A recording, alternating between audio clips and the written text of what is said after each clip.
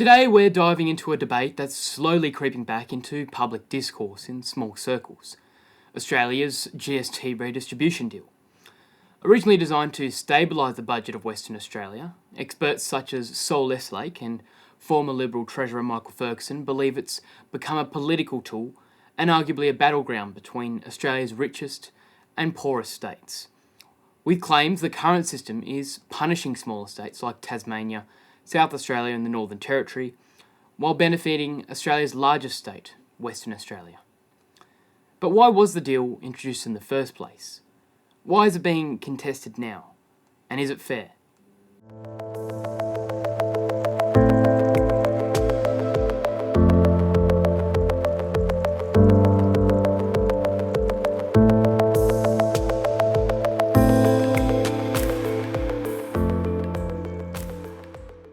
The GST, or the Goods and Service Tax, is a 10% tax on most goods and services in Australia.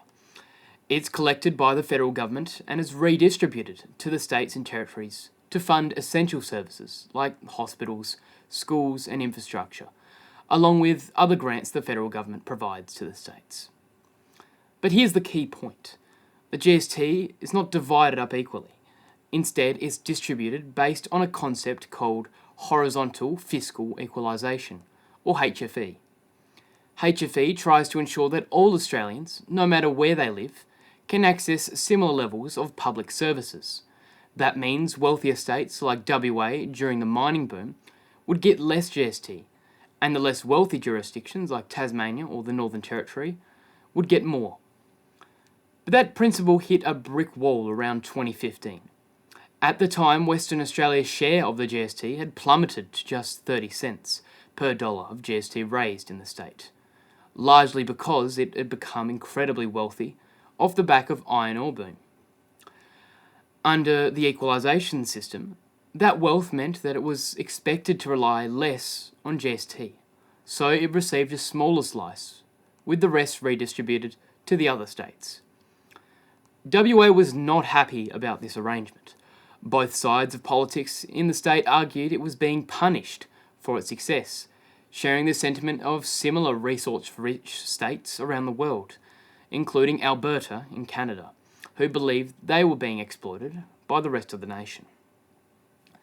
Pressure grew on Canberra to fix the system. Politically, WA was too important to ignore, and the GST system became a point of serious contention in federal elections. In 2018, under then Treasurer Scott Morrison, the federal government introduced a significant overhaul. The solution? A floor in the GST distribution. This meant no state would receive less than 70 cents per GST dollar, eventually rising to 75 cents. In effect, WA was guaranteed a baseline return, no matter how wealthy it became. To make it work without immediately hurting the other states, the federal government topped up the GST pool with transitional payments. Billions of dollars in federal funds were used to compensate the states losing out.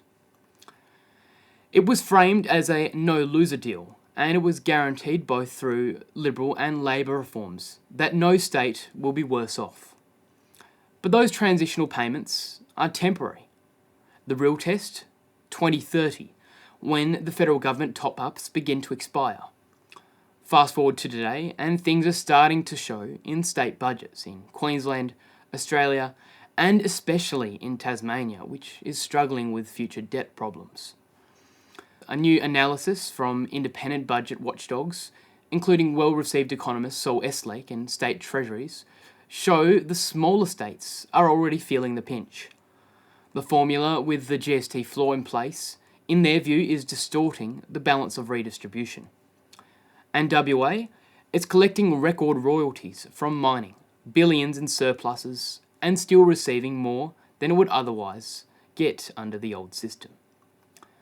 Meanwhile, states like Tasmania, South Australia and the Northern Territory are now warning that the 2018 reform is creating a structural imbalance. In short, their budgets are under pressure, and they argue they're being short-handed. But here's the problem.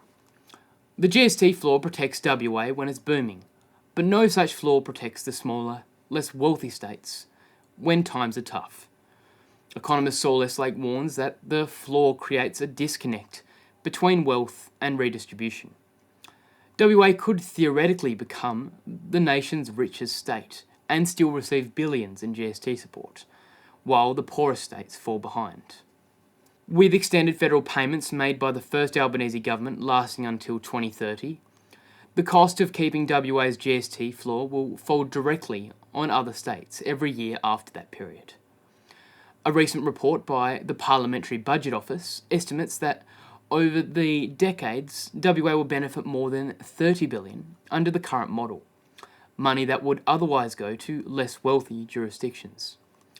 States like Tasmania, that have 75% of their revenue dependent on federal government support, with around 39 to 40% of that dependent on GST alone, could see the state at least $100 million worse off each financial year from 2030 onwards. State treasurers from across the east and north have written to the federal government demanding a review of the GST floor before 2030. But WA's Premier Roger Cook and Treasurer Rita Staffolotti have said the deal must be respected, warning that any changes would be a betrayal. Federal government, caught in the middle, is under pressure to respond. Prime Minister Anthony Albanese has so far refused to reopen the deal, but as tensions escalate, the political cost of doing nothing or taking action to reform this deal is rising. With the next federal election likely to be in sight of the no worst off guarantee expiry, the GST could once again become an election issue, particularly in the mentioned states before. Although, due to this being an often underreported, complex and politically unpopular issue to deal with, it's unlikely that we'll see any significant changes going forwards. And it's also worth considering that WA has significant influence in Australian politics and is often quoted as being the state that often determines who wins the federal election. So, where do things stand? Well, WA is winning big under the current GST system. Smaller states are arguably warning of funding crunches as the deal matures. Federal top-ups are masking the problem for now, and in 2030, everything will begin to change. The question is no longer just whether the 2018 fix was fair, it's whether it's sustainable in the long run. The challenge for policymakers is to balance WA's historical grievance with the original purpose of the HFE, to ensure that no matter where you live in Australia, your access to public services isn't determined by your postcode. Thank you for watching this video. If you've enjoyed our content, consider subscribing and ringing the bell so you can keep in the loop regarding the important news stories from the world and around Australia. We're also pleased to announce the release of our 7th edition of the Snapshots newsletter, covering some of the most important news within the month, all condensed in a nice edition you can read. Lastly, I'd like to thank our regular supporters and the team for making this video possible.